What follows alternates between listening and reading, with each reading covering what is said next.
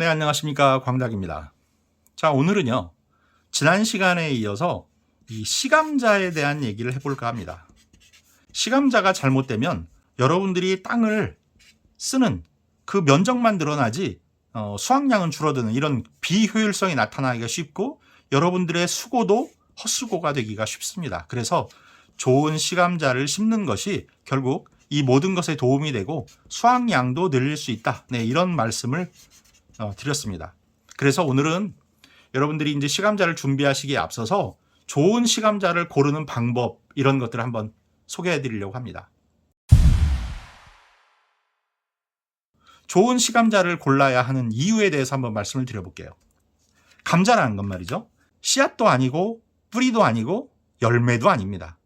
덩이줄기라고 하는 줄기의 끝부분이 팽창하면서 그 팽창된 부분에 양분이 축적돼서 생긴 결과물입니다. 그래서 이건 줄기에 변형된 일부분이라고 말씀하시는 게 가장 정확한 표현입니다. 이 감자에는 이렇게 쌍눈을 포함하고 있어요. 그래서 이것이 자라면서 다시 번식을 하는 그런 원리를 가지고 있기 때문에 우리가 씨앗을 심는 게 아니고 이 감자를 씨앗처럼 이용하는 거죠. 그래서 시감자라고 부를 뿐입니다. 쌍눈을 포함하고 있는 이 감자는 이 쌍눈이 자라면서 뿌리가 나기 전까지는 이 감자 내부에 있는 수분과 양분을 사용합니다. 그러고 나면 이제 뿌리가 나오게 돼요. 자, 여기 보시면 이렇게 하얀 뿌리가 발생하기 시작합니다. 이렇게 뿌리가 나와서 이것이 땅 속에서 수분과 양분, 그리고 이제 이 줄기가 자라서 광합성을 해서 양분을 생산할 때, 이럴 때까지는 이 시감자가 역할을 한다는 거죠. 그렇기 때문에 이건 일종의 배터리의 역할을 한다고 제가 말씀드린 적이 있어요.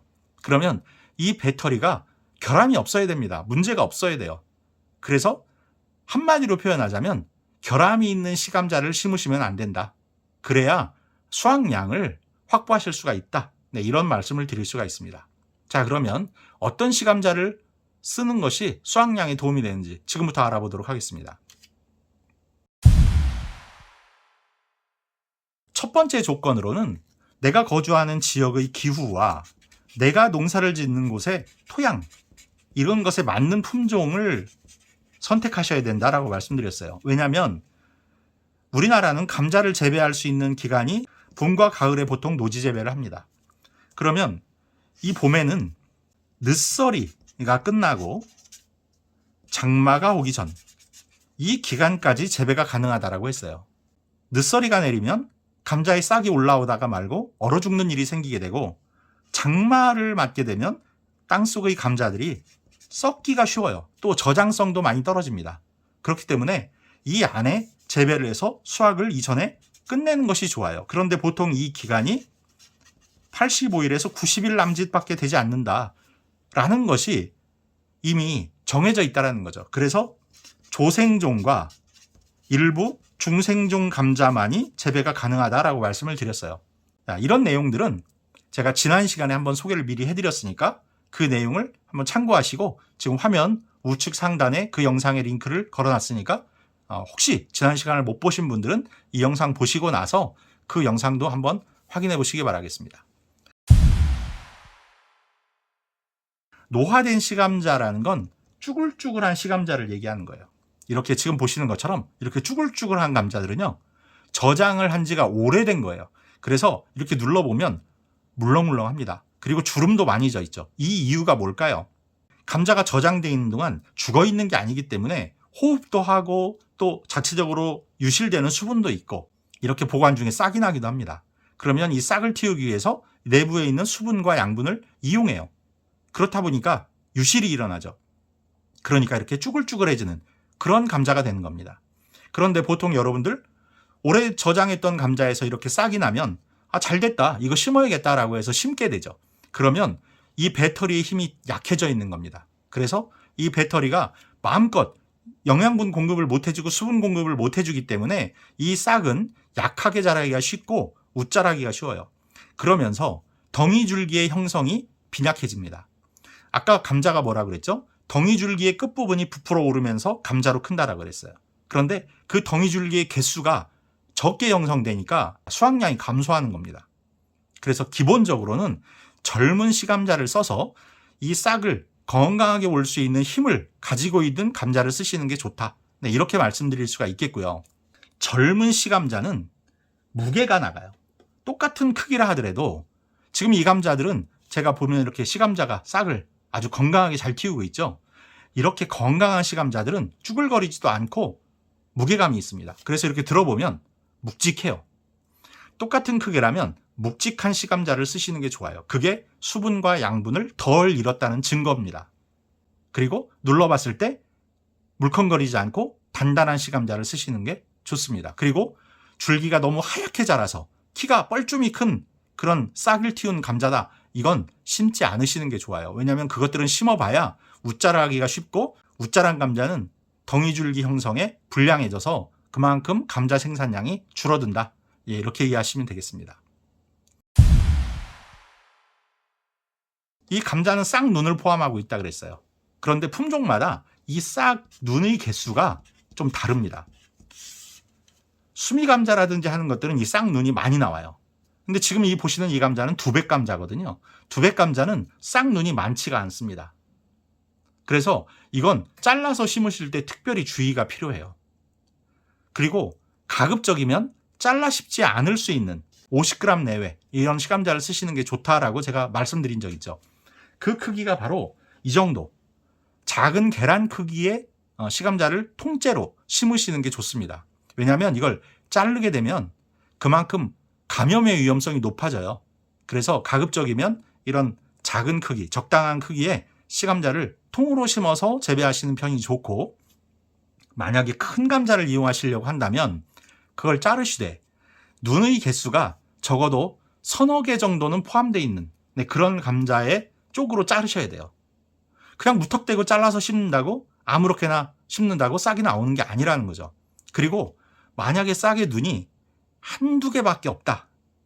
그렇다면 위험할 수 있죠. 어떤 상처가 생겨서 그 싹이 떨어져 나갈 수도 있고, 또 그게 다 나온다 하더라도 한두 개밖에 자라지 않으면 나중에 양분의 생성에 불리해집니다. 왜냐하면 그 싹이 자라서 줄기가 되고 잎이 되는 건데 잎에서 광합성을 하죠. 광합성을 할 수 있는 공장이 그만큼 적은 거예요. 그래서 서너 개 정도의 줄기를 키운 다음에 한 뼘 정도 자랐을 때 그걸 두세 개 정도를 남기고 잘라서 두세 개 정도의 줄기를 키우는 것이 양분 형성에 도움이 되고 나중에 감자의 수확량에도 도움이 된다. 이렇게 이해하시면 되겠습니다. 그래서 통으로 심든 잘라서 심든 너무 적으면 위험하고, 또 양분을 생산할 수 있는 공장도 너무 적어지는 셈이고, 또 그 쌍눈이 너무 많다면 오히려 양분을 너무 많이 뺏겨서 수량이 감소되는 그런 결과를 가져올 수 있기 때문에 발화가 되고 나서 자라는 중간에 두세 개 정도의 줄기만 남기고 나머지는 제거하고 키우시는 것이 바람직하다. 이렇게 말씀드리겠습니다. 네 번째 조건은요, 건전한 시감자입니다. 건강한 시감자라고도 할 수 있겠죠. 아까 젊은 시감자와는 좀 다른 이야기예요. 이게 무슨 얘기냐면, 보통 우리가 시감자를 이용할 때 사서 쓰시는 분이 계시고 작년에 수확을 해서 가지고 있던 감자가 싹이 많이 나니까 식용으로 쓸 수가 없어서 그냥 시감자로 쓰겠다 하시는 경우에는 아까 말씀드린 대로 이게 많이 노화가 돼 있고 또 싹이 하얗게 너무 많이 웃자라 있어서 제대로 된 성장을 할 수 없는 경우가 많고요. 다음 두 번째는 병이 감염돼 있을 가능성이 높아요. 감자는 모체가 갖고 있던 바이러스가 이 시감자에도 그대로 전염이 됩니다. 여기 보시면 이렇게 감자가 좀 불규칙한 모양으로 이렇게 막 갈라져 있는, 이런 모양의 감자가 있어요. 이게 바로 Y 바이러스에 의한 기형 감자들입니다. 흉측한 모양으로 이렇게 갈라지죠. 그 다음에 지금 여기처럼 이렇게 보관 중에 이렇게 갈라지거나 수확할 당시에 갈라져서 상처가 있는 감자들이 있어요. 그런 감자들은 감염의 위험이 높습니다. 그래서 시감자로 쓰시지 않으시는 게 좋고요. 그 다음 여기 보시면 이 감자인 경우엔 곰팡이가 피었죠. 하얗게. 곰팡이가 피고 일부분이 지금 부패가 시작됐어요. 이런 감자들은 이렇게 싹이 났다 하더라도 시감자로 쓰지 않으시는 게 좋습니다.